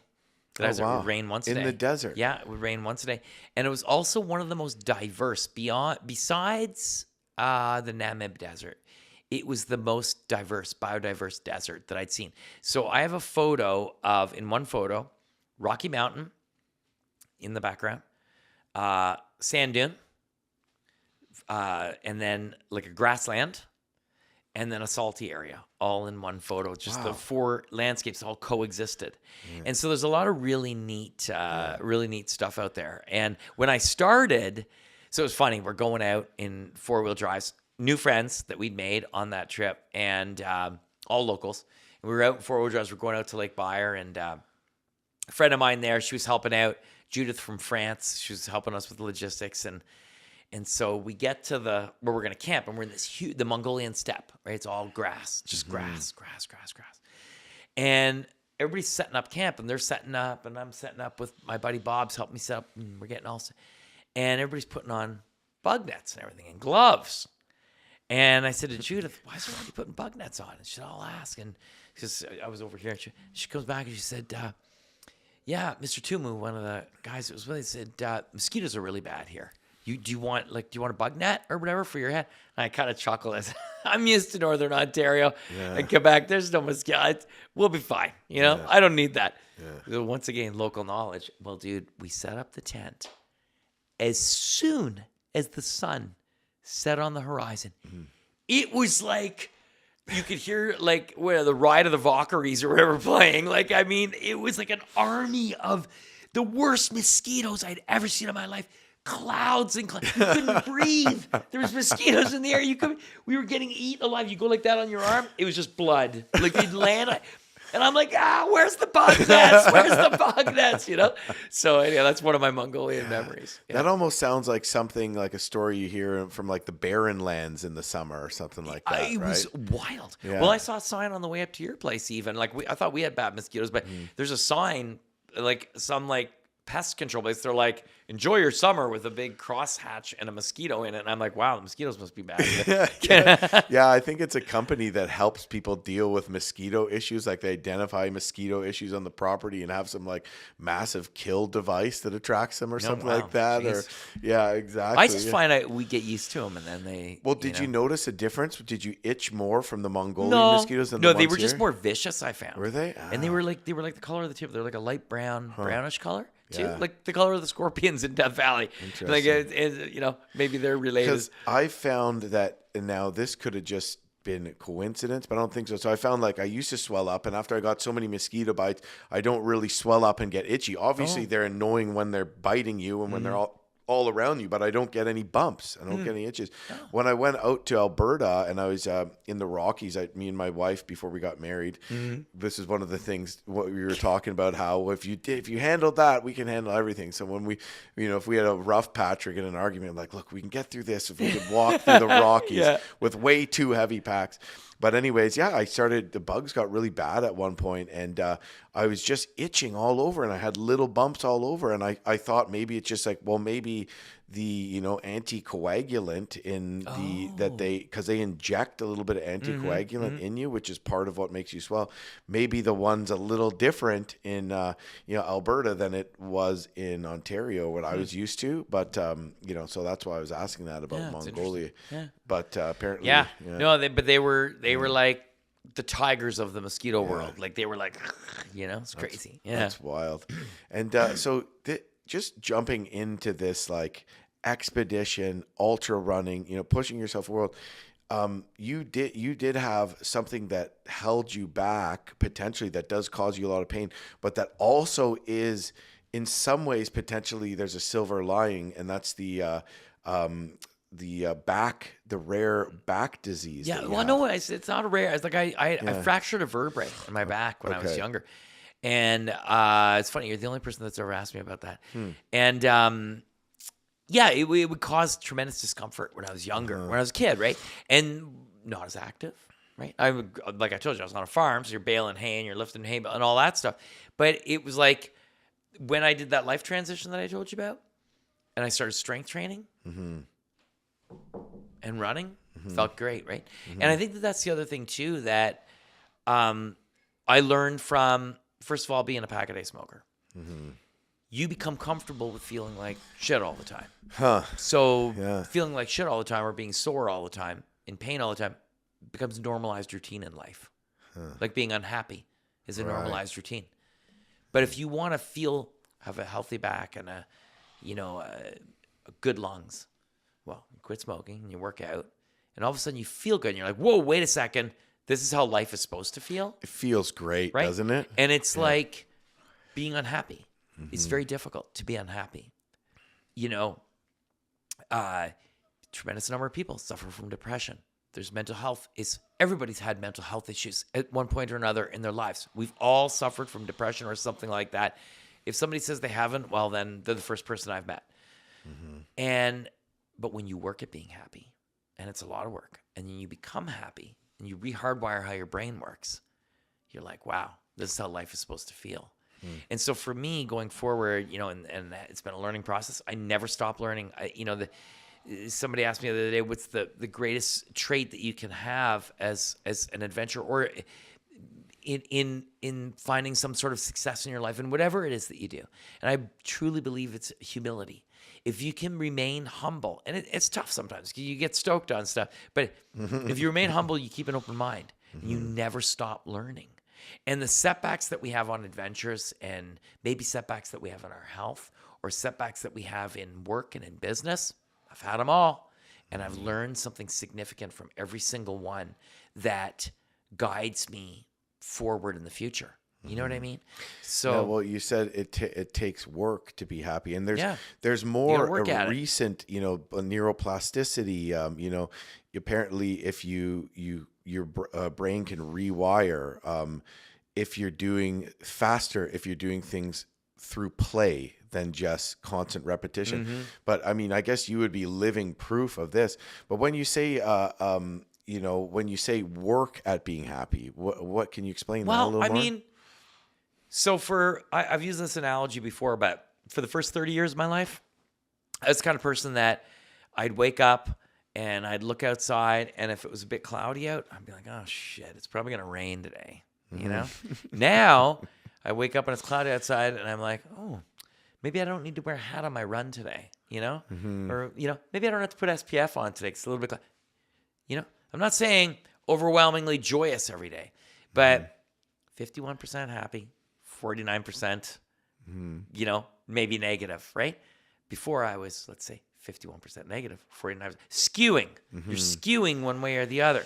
Yeah. And negativity and being unhappy is like a warm sleeping bag. You could just slip into that thing and just cozy up to it, because in some ways, and a lot of times, personal experience, I'm not saying for everybody, so it's got to be careful about that. I don't want to offend anybody, but honestly, in my personal experience, I have found that in my prior life, being unhappy and just slipping into that negativity is this warm sleeping bag that's really hard to get out of. But if you can get out of it and get moving, like being positive and work at it, and then you get start really good at it.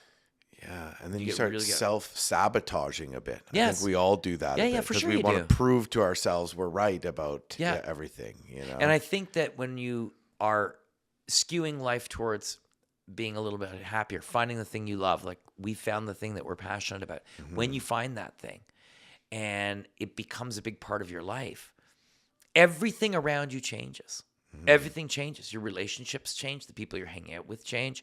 The way your life goes changes. You're always going to have setbacks. It's not like all of a sudden, woo, it's a field of roses. It's not like that. But I believe, and I've learned for my own life, that perspective on things does change your overarching life story. And you only have one. Like, I mean, that's how many lives. It's not a video game. There's no three lives. You got one life. And if you're lucky, on average, what are we, 78 years or something now? We have. Right. And those tick away depending on disease, everything else. For example, I know that this thing that I've got is coming back. There's no doubt. It's going, unless there's a cure, it's going to come back. I don't spend a day thinking about that. Honestly, as I'm sitting here, I say to you, I do not think about this thing coming back. All I think about is what I'm doing right now. I got an eye to the future on the goals that I have. I keep a foot in the past so I know where I've come from, but I'm focused on right now so that I can do the best I possibly can and be the best I possibly can and feel the best I can to enjoy that day that I have. Right. Yeah. And No. that's on adventure also, Yeah. Oh, that's part of your mindset that gets you kind of Part of my mindset for life, Yeah. but I've learned it from adventure. Okay. Yeah. And through having cancer. Yeah, no, I like that because I could relate to what you're saying a little bit with our son Wesley, who has FOXG1 syndrome. And when Wesley got his diagnosis, and we were basically told that maybe he'll learn to walk, maybe he'll learn to talk, and he started having seizures and all these kinds of things. It's so easy to just get stuck in that sad, depressed state. And part of it, and speaking kind of what you said, is that you keep telling yourself this negative story.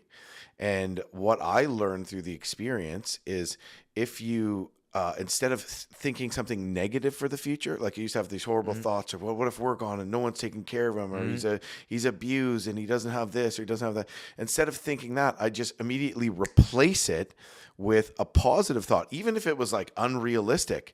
And that would just give me so much more power in the present at that given moment. And then, so how I could relate to what you're saying is to work at it means like every time you fall into that stuff, you replace it. You feel the feeling, you replace it, maybe make up a little plan. And that has helped immensely continue. And it's been way better for Wesley because it's given us that power and the energy to get him in the outdoors and do things that, put that smile on his face and that we see are great for his development too, And how's he doing? He's doing, I mean, he is still developing. He's getting better all the time, Exactly. but he's a happy kid, man. Yes. Right? He's a happy, and he's just, we're blessed to have him. Like he's so fun to hang out with and just to be around in general, and in some ways easier than our hear all these and he's going to the Yukon. Yeah. Oh, Boys yeah. are going to the Yukon, Heck yeah, yeah. So I mean, it's like, Yeah. Life is grand, right? Well, we paddled the Stikine River with him last September into Alaska. The rain the whole time. And we of course take very careful exactly what we dressed him in and all that. But I'm looking at this kid soaking wet. I know he's not cold though, but I'm like, at what point do people start to complain?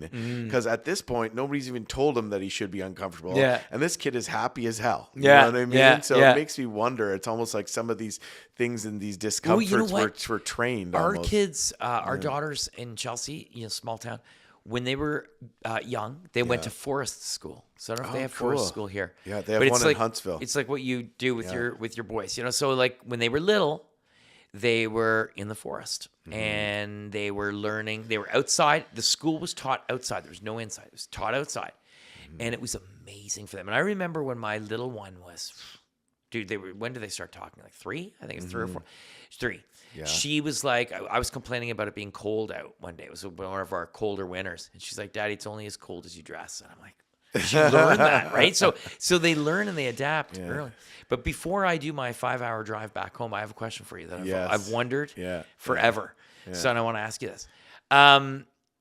If you were to go back on the show alone, do it again, what, how you're allowed to pick 2 things. What would those 2 things be that you'd bring?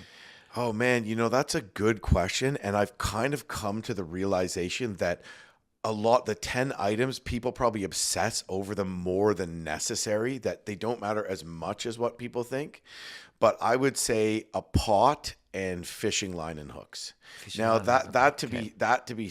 that we did get a tarp included. It was supposed to like cover camera gear, but you're allowed to sort of like, you also sleep under it. Yeah. So where we were on Vancouver Island, I probably would have been fishing line and hooks and a tarp if we didn't already have that. So it's going to be a little bit like if you're going to the desert. But if you didn't have a fishing line, maybe don't need fishing line and hooks. Right? No, but fishing line. But what about your ability to boil water? Yeah, so I would have had to get creative with that, right? What would you do? Well, I would use the tarp to collect rainwater and drink rainwater, which you don't need to boil. Very smart. Yeah, exactly. Okay. Right. So that's great. What one thing the tarp is good for, Yeah. right? For that shelter. And then, how do you cook your fish? Well, you roast it on a stick over the fire. Yeah, that one I could see. Yeah. You could make use green sticks to make almost like a grill. A grill, type that thing. also would work, yeah. But it really is nice to save the nutrients when you can boil things. So the best way in a survival situation is to boil your fish, to cook it, and then nothing drips off, and you get every last little bit. And sometimes you can even boil the bones enough so they're a little bit soft, and you can eat them and crush them. It would be making some sort of boiling implement. Maybe you can kind of hollow out the top of a log using fire, using hot rocks, burn it, and use hot rocks to boil water, which is a pain in the butt if you have to reach in and pull them out, but it really works. Like you throw a hot rock in water like that and it'll boil. Interesting. So that's probably would be my go-to. Interesting. Yeah, that's super cool. Yeah, absolutely. I learned a lot through that survival, and it's survival is sort of more, what if everything goes to hell on my bigger expeditions? That's kind of why I learned it. So on Alone, it was kind of neat to go and actually use those things as as real a situation as you ever want to be. Yeah, for sure. Absolutely. So when you're so you're there, like and it's been so long since I saw the episode, but I think what I would probably do if I was in like that sort of a wilderness area, I mean, obviously you got to have time to get your food, et cetera, et cetera. But I think I would like create a building project of some kind. Do you know what I mean? Just to occupy the time. Yeah. I don't know. That's a good idea. We one of the things we got beat up about was that our shelter was so crappy. But part of the issue of that was that we only had gigantic trees all around us. No small trees. Right. Yeah, so in our specific area, we had no building material. So even so what we did is we built a raised platform because everything's an underground stream there, and sometimes when it rains a lot, those come above ground. Sure. So we built a platform, and so even if the underground stream came above ground, it would wash under, which was good. But even just to do that, we needed 21 logs about this big, and we're crawling over here, and it's all hemlock, which is really heavy. Oh, yeah. crawling over here, dragging them through the bushes, up and down. It was exhausting. Yeah. So we kind of, we didn't do the best job, but we ended up using hot rocks and tucked in our sleeping bag. Oh, that's super smart. To do that. And so I guess our sort of project was sort of like always cutting wood and I can't remember because again, I apologize. It's been so long since I saw it. But did you guys have a saw? Like, did they give you a saw for that? Yeah, or? that was one of the items we chose. Which I would probably rethink the type of saw I brought. We brought this big saw, but it kept binding, and it was a crosscut saw. So to hold on its side to cut down the tree, it would kind of bind and wiggle and warp. But that was helpful for sure. We brought a saw and an axe for firewood. And an axe, yeah. So what's the closest? I guess I don't know on your trip if you've ever been stranded or lost really in it. I've been lost. I've been stranded. And is there anything that was the kind of scariest situation, whether you're stranded or lost, or whether it was just something that happened quickly? Well, I've gone into rivers. So I was on an Arctic expedition in a peculiarly weird weather year where this river I was on in the Arctic, it had been a warm winter. And then it got cold enough to make a layer of ice. And then it warmed up and snowed a ton. Okay, so that was all insulated, that ice. And then it got super cold. So some of the ice was thick that was exposed, that the snow had blown off, was thicker, and other areas weren't as thick. Long story short, I was going up through a canyon on a river, and I broke through this ice and almost got pulled underneath the ice back down a kilometer down into the canyon. And I had my snowshoes on, but I'm always prepared. Like when in this situation, I had snowshoes on, everything was unbuckled. My boots were undone, my snowshoes were unbuckled. In case I broke through, I would be able to get my boots off. Well, I couldn't get my boots off. And I almost got pulled under. It's a much longer story, but I ended up getting out of that hole. And that was the first time on an expedition where literally, I don't want to say my life flashed before my eyes, but it's like a Rolodex of memories, of emotions went through my head. And I thought, first thing I thought when I went in that water was, that's it, I'm never seeing my kids again. Oh, man. And that was the one motivating thought that and then this thought came to my mind. I thought, get my boots off so I can get out of this water. I was dropped by helicopter to the middle of nowhere. Wow. Like, it's like, if I'm walking out of here, I'm walking out on stumps because, but I don't give a shit. Take my feet. I don't give a shit if I could see my kids again. Yeah. And I eventually got myself, it's a long story, but I got myself out of that hole and rolled out, got the moisture off with my boots and snowshoes still on. Okay, They were still attached to me, but I had to walk out in those waterlogged boots. My feet were frostbitten and everything. There was that time. There was another time in the Atacama Desert. I was navigating between mountains. My resupply was supposed to be at 30K. I had 6 liters of water, drank through it. And I had my satellite radio, and I was trying to call the guys. Guys, I'm at 32 point whatever. I'm at this is Lat Long in the middle of these mountains in between. No one's here, no water here. 55 degrees Celsius. Wow. I'm like, that's unreal. I'm cooking. Look, and then this was 2011 in the Atacama. The ozone layer, the hole in the ozone was bigger. You can look it up. It's closed since then, but it was bigger then. So I had to wear long sleeves, gloves. My skin was just coming off, right? Like SPF, forget it. Like I had to wear long stuff. Wow. Guys, where are you? We can't get in. You're in a mine. In a mine? What are you talking about? That's been all sort of, when you, what do you call that? When you mark out a mine, like it's surveyed out for a mine, right? So I was on private land in the middle of the Atacama Desert, in the middle of nowhere. There's mining operations. The Atacama is very narrow. It's only about a couple 100K wide and 1,200 long. Wow. And some places 50K wide. So I'm in this section, which there's nothing around. There's no operation. There's nothing. I'm in the middle of nowhere. I've seen no humanity for days and days and days and days. But lo and behold, I'm in a mine. They said, keep going.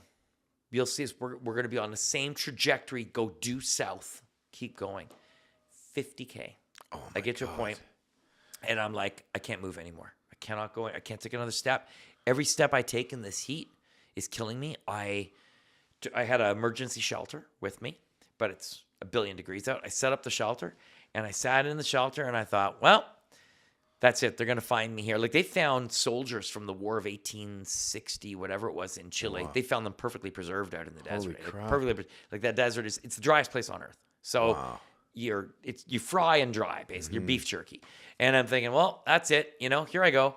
And I could see in the distance this plume of dust. Oh my God.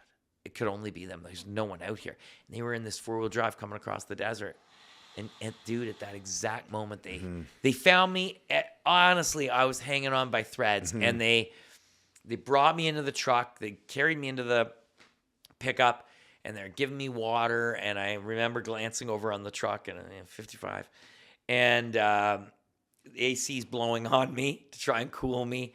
And I'm just laying there, and I passed out. I woke up again. I ate something, drank something, passed out, woke up again. Sun was starting to set, and I put in another 20K to camp. Get out of there. Yeah, Unreal. still got after it, Unreal. yeah. So you had a little heat stroke, essentially. Yeah, it was a but disaster. you passing it, but you I could got through still it. I got through overcome it. Yeah, Wow. and I was wow. cramping the whole body. Yeah, Anyway, and you went on, man. Wow, what a heroic but Yeah. scary, It but was amazing scary. ending, Yeah, it though. was In scary. the end, Yeah. You know what? You know what really sticks with me with all that is that when you went through the ice and that current was pulling your snowshoes and you're going to get pulled under the ice, no way to get to the surface to breathe. What went through your mind was, I'm never going to see my kids again. And to me, that for some reason really speaks to how awesome life is, because it's not my kids are never going to see me again. It's, it's I'm not going to see my kids again. Yeah. And, you're seeing it maybe not necessarily from a perspective where you're, what's the word, where you're being selfish, but really we are living life and knowing ourselves, and we need to live it for ourselves. Absolutely. You know what I mean? Yeah. And that's sort of like, I think one of the things that it's okay to be a little bit selfish about, because that's kind of what drives us in a lot of ways, Totally. You agree with that? I agree. Okay. Yeah. I mean, crazy experiences, man. Yeah. So Ray, if there's anything else, so let's say somebody we've talked about a bit, but Yeah. wants to get into, doing expedition, wants to get into, the kind of trips that you do and some of the things that you do. We didn't talk about how you do motivational speeches. Can you give some pointers before we finish off? I would say, yeah. like in closing, anybody that wants to do, well, first of all, you can always reach out to me. I'm on Instagram. I check that messenger. What's your all the time. Instagram? Just my name, Ray Zahab, RayZahab.